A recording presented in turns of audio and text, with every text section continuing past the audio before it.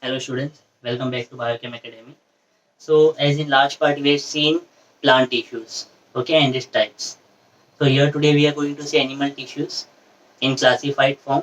As I have prepared this chart, this whole chart is of animal tissue. Let's start then.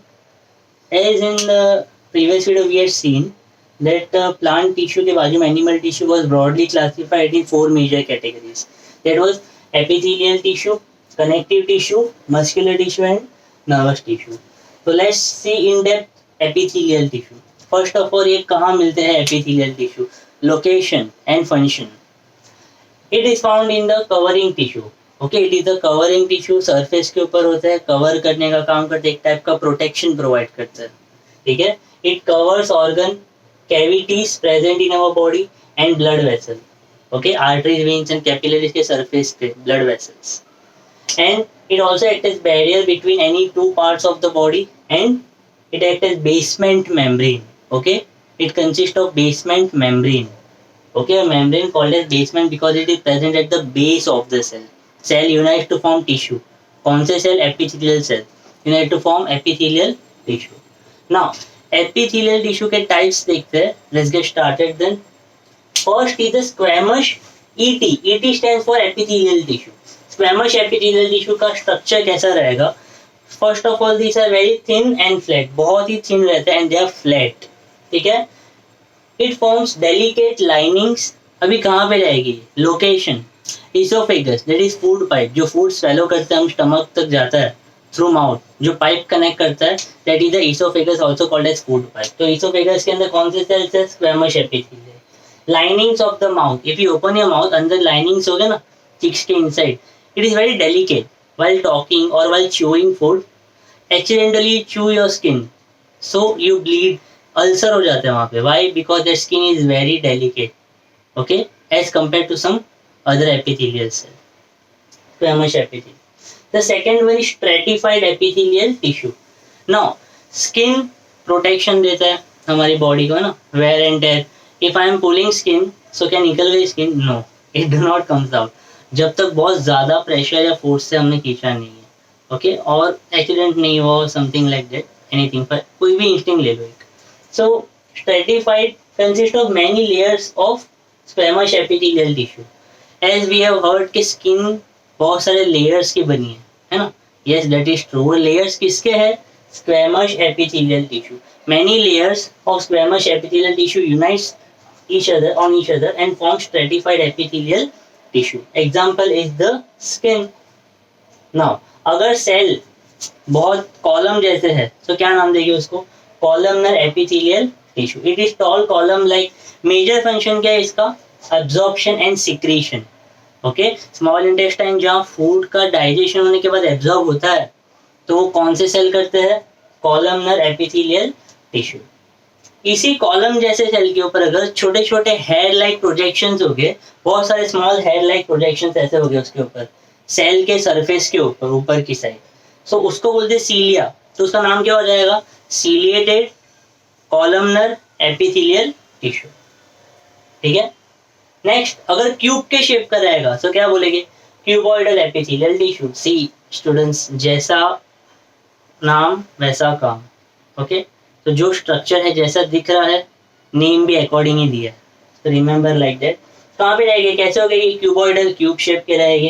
कहाँ मिलेंगे? Linings of kidney tubules. Okay, kidney के अंदर tubules होते हैं. Here you will find cuboidal epithelial tissue. और कहाँ मिलेंगे sir? Duct of salivary gland. Saliva जो सीक्रेट होता है ना, स्पिट माउथ के अंदर बार बार सीक्रेट होता है यहाँ से. Okay, so that is duct of salivary gland is made up of cuboidal epithelial tissue. Next, skin में से ऑयल सीक्रेट होता है, then wax सीक्रेट होता है, ear wax, then sweat secret होता है. सो ये सब स्किन के पोर्स में से, स्किन के ऊपर पोर्स है उसमें से बाहर आ रहा है ना. सो क्या है ये? It is a type of chemical, है ना. कहाँ बना ये? Inner surface of skin. Can I से स्ट्रेटिफाइड एपिथेलियल टिश्यू के इनर सरफेस के अंदर ग्लैंड्स का फॉर्मेशन है. बिकॉज ग्लैंड्स कभी बोलते हैं हम ग्लैंड्स जब भी कुछ सिक्रीशन हो रहा है, लाइक हार्मोन और some chemical. Hormone is also type of chemical. It is a chemical. So secretion हो रहा है मतलब वो क्या है? Gland. Okay, so some epithelial cell folds inward, अंदर फोल्डिंग्स करते हैं and forms gland called as glandular epithelial tissue. देखो एपिथेलियल टिश्यू स्पेशलाइजेशन दिखाता है, it secretes substance. Epithelial tissue folds inward and forms sweat and oil glands. Okay, so sweat and oil glands का secretion होता है, like अभी मुझे sweat हो रहा है थोड़ा बहुत, so sweat glands. ठीक है, so these were the types of epithelial tissue. The next major tissue of animal tissue is connective tissue. As the name suggests, connect करने का काम करेगा. Yes, let's check out in detail. First of all, connective tissue के बीच में space ज़्यादा है, loosely spaced है. तो स्पेस के बीच में कौन रहेगा, कुछ सब्सटेंस हो गए जिसको हम बोलते हैं ग्राउंड सब्सटेंस और मैट्रिक्स. अब ये सब्सटेंस कैसा होगा सर, सॉलिड लिक्विड के सेमी सॉलिड, गैसेस नहीं होता, सॉलिड लिक्विड और सेमी सॉलिड, सो तीनों रहेंगे डिपेंडिंग अपॉन द पोजीशन. तो that matrix can be solid, semi solid और लिक्विड. ठीक है, now types of connective tissue. First type of connective tissue is blood is fluid connective tissue because liquid state में होता है, flow करता है, hence called as fluid connective tissue. So which is the fluid connective tissue in your body? Blood. बाकी कोई भी liquid state में नहीं है. ठीक है, lymph भी है. Next is let's see in detail. Now blood के अंदर ground substance that is matrix क्या है, plasma. liquid state में क्यों, because blood consists of plasma. Percentage कितना है सर प्लाज्मा का, अगर ब्लड 100% है तो उसमें से 55% प्लाज्मा है, रेस्ट 45% इज कॉर्पसल्स. कॉर्पसल्स क्या है sir, RBC, WBC and platelets, ये तीनों मिला के बनते हैं कॉर्पसल्स. इसका फंक्शन सबका अलग अलग है. आरबीसी का काम है ऑक्सीजन ट्रांसपोर्ट करना, डब्ल्यूबीसी का कोई भी फॉरेन बॉडी आ रहा है तो उसे किल करना, देन प्लेटलेट्स का ब्लड क्लॉटिंग करना अगर ब्लीडिंग हो रहा है कहीं से तो बॉडी के अंदर या बाहर के सरफेस पे. नाउ ये प्लाज्मा किसका बना है सर, कंटेंट क्या है लिक्विड का, it consists of protein, salt and hormone. Blood का main function transport oxygen. Okay, जो भी वेस्ट मटेरियल है वो भी ब्लड कलेक्ट करके लाएगा एंड बॉडी के बाहर एलिमिनेट करेगा. एंड जो फूड डाइजेस्ट हो रहा है स्मॉल इंटेस्टाइन में वो किसके थ्रू एब्जॉर्ब हो रहा है, कॉलमनर एपिथेलियल. बट ला कौन रहा है वहां तक डाइजेस्ट करके, ब्लड के अंदर जा रहा है वो. ओके, तो डाइजेस्ट करने के बाद transportation with the help of blood to all other organs. ठीक है, the next type of connective tissue is bones. कौन है, बोन्स. ठीक है, सबसे पहले तो स्केलेटन सिस्टम बनाता है बोन्स हमारा. Then it consist of bone किसका बना है, 2 elements, calcium and phosphorus. It form the framework of your body. Strong and non flexible होते हैं. डू बोन बेंड, अगर मैं मेरे हाथ पे यहाँ से ऐसे प्रेशर करो तो क्या बेंड होगा बोन, यहाँ से नहीं होगा, because it is strong and non flexible. ठीक है, नाउ बोन्स के ऊपर मसल्स है एंड बोन टू बोन भी कनेक्टेड है. तो ये दो बोन्स को कनेक्ट कौन कर रहा है, ligaments connect bone to bone. Okay, and bones के ऊपर मसल्स है तो बोन को मसल्स के थ्रू कौन कनेक्ट करता है, टेंडन्स.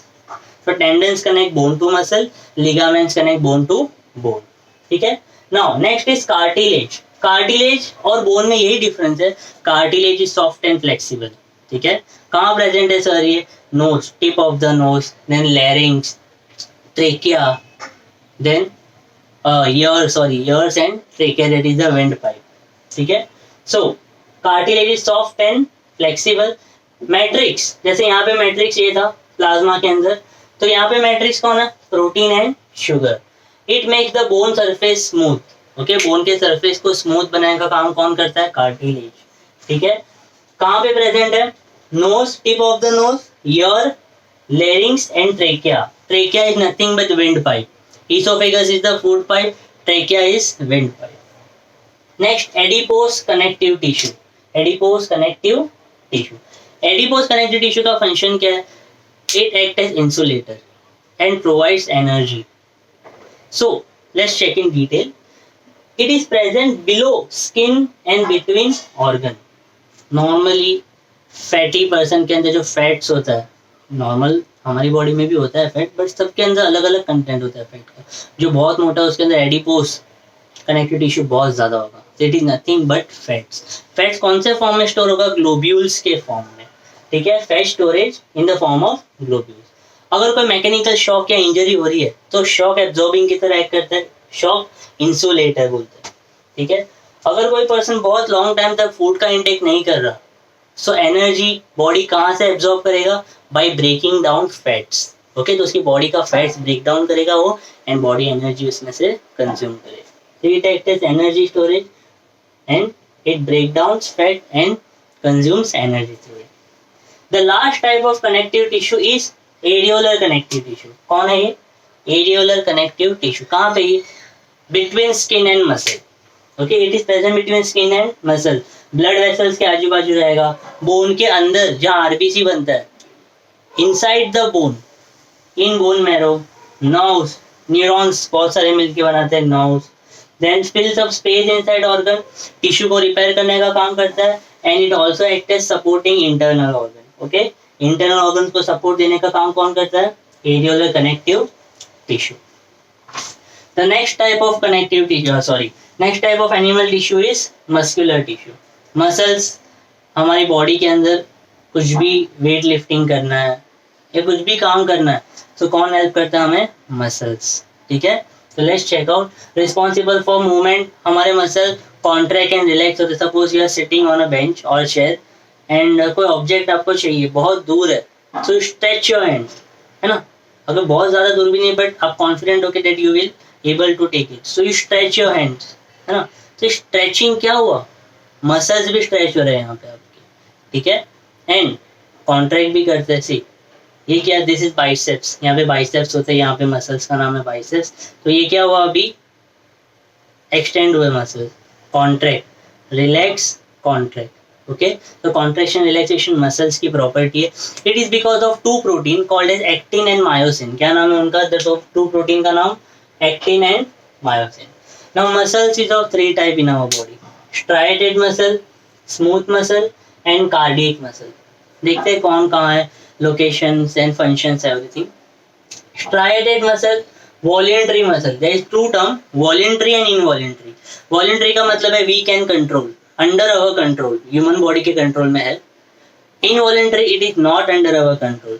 सर वॉलेंट्री मसल्स के एग्जांपल, बाइसेप, यहाँ पे पीछे की साइड होता है, यहाँ पे exactly opposite to it triceps, okay. तो ये सब मसल जो हम कंट्रोल कर सकते हैं, हाथ, I can control close my fist, open my fist, wave my head.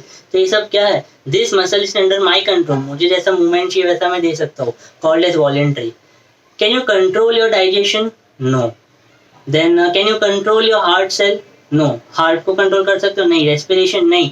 Iris of eyeball? नहीं, यू कैनॉट कंट्रोल। जो मसल्स आपके कंट्रोल में नहीं है, called as involuntary muscles.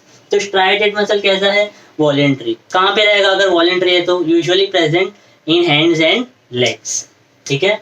Now अगर माइक्रोस्कोप में मैं देखूँ तो कैसा दिखेगा? ऐसा दिखेगा, दिस देखो, स्ट्राइएटेड मसल ऐसा दिखेगा। कैसा है? It consist of alternate light and dark band. देखो, डार्क लाइट, डार्क यहाँ पे बनाया नहीं है मैंने, कंसिडर कर लो, डार्क लाइट। तो alternate dark and light band present होते हैं। न्यूक्लियस एक से ज्यादा है, हाँ, तो मल्टी न्यूक्लिएटेड है ना। मल्टी मतलब बहुत सारे, न्यूक्लियस मतलब न्यूक्लिएटेड, न्यूक्लिएटेड का मीनिंग। नाउ शेप कैसा है? सिलिंड्रिकल। ब्रांचेस है इसमें? नहीं है। सो कैसे है? Long, yes. Cylindrical, okay. Branches नहीं है, सो अनब्रांच। एक से ज्यादा nucleus, multi nucleated, okay, we can control striated muscle, also called as skeletal muscle because skeleton से attach होते हैं। next is smooth muscle जो कि है involuntary, we cannot control, iris of ball, eyeball, then digestion muscle, digestive muscle, respiratory muscle, ये सब किस में आते हैं? smooth muscles के अंदर, okay। involuntary muscles है not under our control, example respiratory system, digestive system, iris and eyeball, eyes etcetera. Shape कैसा रहेगा? देखो ये देख रहे हो यहाँ पे स्मूथ, अगर माइक्रोस्कोपिक व्यू में ऑब्जर्व करोगे ना, you will see this type. So ये शेप कौन सा है? स्पिंडल। सेल इज पॉइंटेड, देखो पॉइंटेड है, end is pointed and shape is spindle. एक से ज्यादा न्यूक्लियस है एक सेल में, एक सेल में एक न्यूक्लियस मतलब यूनी न्यूक्लिएटेड। एक से ज्यादा न्यूक्लियस एक सेल में प्रेजेंट नहीं है। देखो यहाँ पे एक सेल में एक से ज्यादा न्यूक्लियस है, एक दो, बट यहाँ पे तो ये कितने सेल है? दो सेल है, तो एक सेल में एक, दूसरे सेल में दूसरा, तो यूनी न्यूक्लिएटेड। ब्रांचेस है? नहीं है, ठीक है, अनब्रांच एंड यूनिन्यूक्लिएटेड, ठीक है। तो ये थे दो टाइप के muscle. The last and the third type of muscle is cardiac muscle. As cardiologist मतलब हार्ट का डॉक्टर, दिल का डॉक्टर, है ना। So cardiac muscle is present in heart muscle, है ना। So heart muscle cell is made up of cardiac muscle. Heart क्या करता है, ब्लड पंप करता है by contraction relaxation, contraction relaxation, ठीक है। तो कॉन्ट्रैक्ट एंड रिलैक्स करने में हेल्प करता है life time. Involuntary, not under our control, yes of course not. कैसा है इसका शेप, देखो ये रहा। न्यूक्लियस कितना है, एक है, एक सेल में एक, ओके। यूनिन्यूक्लिएटेड है, पूरा एक सेल है, ठीक है। ब्रांचेस है, हाँ देखो कनेक्टेड है, यस। तो इट इज सिलिंड्रिकल शेप का है, ब्रांच्ड है एंड यूनिन्यूक्लिएटेड। तो ये है तीनों टाइप के muscular tissues. The last type of tissue is nervous tissue. Let me come this side. Nervous tissue. Nervous tissue is present in brain, spinal cord. Nervous system के अंदर होता है, जो हमें इम्पल्स मैसेज ट्रांसफर होते हैं ना हमारी बॉडी में, किसके थ्रू होते हैं, न्यूरॉन्स के थ्रू होते हैं। Let's check out in detail. The cells present in nervous tissue is called as neuron और नर्व सेल। इम्पल्स मतलब मैसेज, इम्पल्स ट्रांसफर करने का काम करता है। कहाँ कहाँ प्रेजेंट है ये, brain, spinal cord, spinal cord, yes, spinal cord is the extension of dash, बोलो क्विकली आंसर, हो गया हमारा एक बार, मेड्यूला ऑब्लोंगेटा, ठीक है। And bundle of neuron forms nerve. Neuron is the longest cell of human body that is of 100 centimetre और 1 metre. ये न्यूरॉन का स्ट्रक्चर है। इम्पल्स ट्रांसमिट कहाँ से कैसे होता है, ब्रेन में, हमारी बॉडी में, चाहे न्यूरॉन स्ट्रेट हो, हॉरिजॉन्टल हो, या कैसे भी हो, टिल्टेड हो, अपसाइड डाउन, कैसे भी हो, impulse transmission takes place only from dendrites tip to nerve ending। फिर चाहिए टिल्टेड हो या हॉरिजॉन्टल हो, डेंड्राइट से नर्व एंडिंग ही इम्पल्स ट्रांसमिट होता है। And two neurons is never connected to each other. तो सर अगर न्यूरॉन कनेक्टेड नहीं है तो इम्पल्स आएगा तो दूसरे न्यूरॉन पे जंप मार के थोड़ी जाएगा, नहीं। वी विल चेक आउट क्या होता है, ठीक है। Let's check out the name of neurons. कौन से पार्ट है, डेंड्राइट्स, टिप को बोलते हैं डेंड्राइट्स। जैसे ब्रांचेस, ट्रीज के अंदर ब्रांच में से ब्रांचेस निकलते हैं ना, एक ब्रांच में से दूसरा ब्रांच, तो जो बाहर वाला ब्रांच है ना, दूसरा टिप ऑफ द ब्रांच जिसमें से ब्रांचेस निकला है, उसको बोलते हैं डेंड्राइट्स। मेन ब्रांच को बोलते हैं डेंड्रॉन, देखो डेंड्रॉन। सेंटर में ऑफकोर्स होगा न्यूक्लियस जो कंट्रोल करेगा सेल को। सपोर्टिंग सेल्स होते हैं called as Nissl granules, also called as cyton, ठीक है। नाउ ये जो थिन सिलिंड्रिकल ट्यूब है ना, ये बीच में से जो जा रहा है, कॉल्ड एज एक्सॉन। क्या बोलते हैं, एक्सॉन। एक्सॉन के आजू बाजू फैट्स की शीट होती है, कॉल्ड एज माइलिन शीट। क्या बोलते हैं, देखो ये शीट, माइलिन शीट। दो शीट के बीच में गैप्स है, हाँ है, ये रहा गैप, एकदम छोटा सा गैप है ना। This gap is called node of Ranvier. क्या बोलते हैं, नोड ऑफ रेंगर। इस माइलिन शीट के अंदर सेल्स होते हैं कॉल्ड एज स्क्वान सेल। ये साइंटिस्ट का नाम है जिसने डिस्कवर किया था, स्क्वान सेल, ठीक है। फाइनली एंड के अंदर होता है nerve ending. So nerve ending swollen है, देखो इफ यू सी सोलन है ये, yes there is a reason because swollen इसलिए है बिकॉज इसके अंदर होते हैं न्यूरोट्रांसमीटर। मैंने कहा था two neurons is not connected to each other, yes. तो जब भी इम्पल्स ट्रांसमिट होता है, तो जब भी जैसे ही इम्पल्स यहाँ पे रीच होगा तो नीचे होगा दूसरा न्यूरॉन, दूसरे न्यूरॉन का कौन सा पार्ट होगा, डेंड्राइट्स। यहाँ पे दूसरे न्यूरॉन का डेंड्राइट्स का पार्ट होगा, यस। तो जंप तो मारेगा नहीं, तो टेम्पररी ब्रिज बनाते हैं दो न्यूरॉन के बीच में by releasing a chemical called as neurotransmitter. क्या बोलते हैं, न्यूरोट्रांसमीटर। देखो उस न्यूरोट्रांसमीटर में से जो केमिकल रिलीज होगा, मतलब केमिकल को ही न्यूरोट्रांसमीटर बोलते हैं, उस केमिकल का नाम है एसिटाइल कोलिन। क्या है, acetyl choline. Two neurons are never connected to each other. Now ending consists of neurotransmitter called acetylcholine. It connect two neuron for impulse transmission. जैसे ही impulse transmit हो जाएगा ना, वो ब्रिज टेम्पररी हो जाए, वापस ब्रेक डाउन होगा। तो ब्रेक डाउन करने के लिए कौन आता है, कोलाइन स्टीरेट नाम का एक केमिकल आता है, ओके। सो अभी तक स्कूल सेशन में तो इतना ही नीडेड है। हाँ, 11-12 कॉलेज सेशन नीट के लिए ये कोलाइन स्टीरेट भी याद रखना इंपॉर्टेंट है। तो ये चार टाइप के एनिमल टिश्यूज है। As every time I will suggest you take A4 size paper or a large book and please note it down. Have a look.